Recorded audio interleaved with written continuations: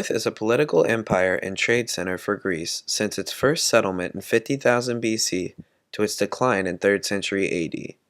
The first tyrant of Corinth was a man named Cephalus.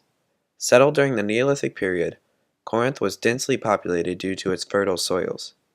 Cephalus started to see Corinth's commercial value.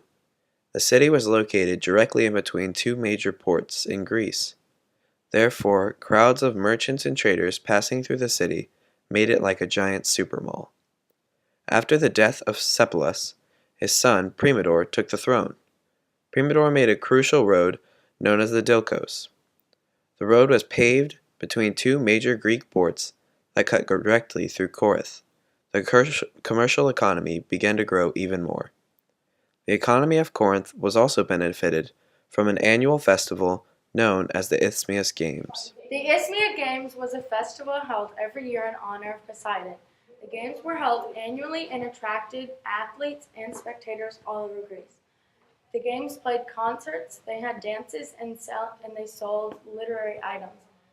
The games were full of drama and poetry competitions taking place alongside the normal athletic contest, and drew many famous visitors, including Alexander the Great, Paul the Apostle, and the Roman Emperor Nero. The game started in 584 BC with the athletic and religious festivals. The games meant a lot to the people in Corinth. They treated it like it was the Olympics. Primador was eventually overthrown and an oligarchy was put into place.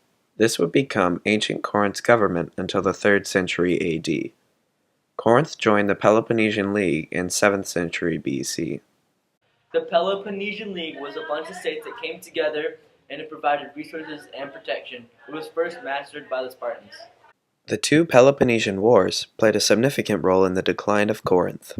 The Peloponnesian War started in 460 BC.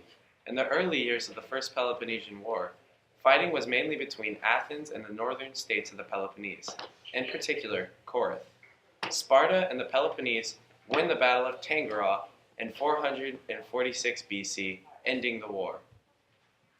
The Second Peloponnesian War took place between April 4th, 431 BC and lasted until April 25th, 404 BC, and included the Athenian Empire, Sparta, Corinth, and Megara. The main reason for the launch of the war was the Spartans feared the rise of the Athenian Empire growing in power and prosperity. Another main reason for the war was Athens began to make an alliance with Corcyra, who was Corinth's worst enemy. This threatened the food supply of Corinth, which caused the city to go to Sparta for help. In the end, the Peloponnesian War ended when Sparta launched a huge attack on the Athenian Empire, forcing them out of the Greek mainland. This saved Corinth from the threat of Athens. The Peloponnesian War remodeled the entire Greek state. The Athenian Empire was reduced to a vulnerable slave of Sparta, never again to regain its mighty empire, but instead living under the rule of the Spartans. But unfortunately, the war also destroyed the economies and brought poverty and suffering to the states for many years. The two wars left Corinth poor, overpopulated, and low on food. This led to an invasion and destruction of Corinth in 146 BC by Rome. In the 1st century AD, Julius Caesar had taken over the city and it was once again flourishing. 200 years after that, Corinth's influence significantly dropped due to attacks from Alaric tribes.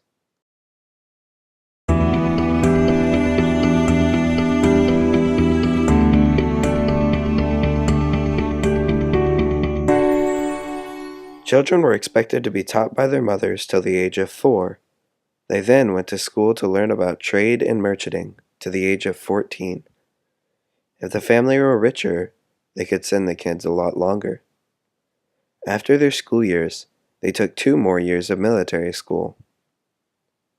Male figures throughout ancient Greece were seen as more dominant and had more rights than female.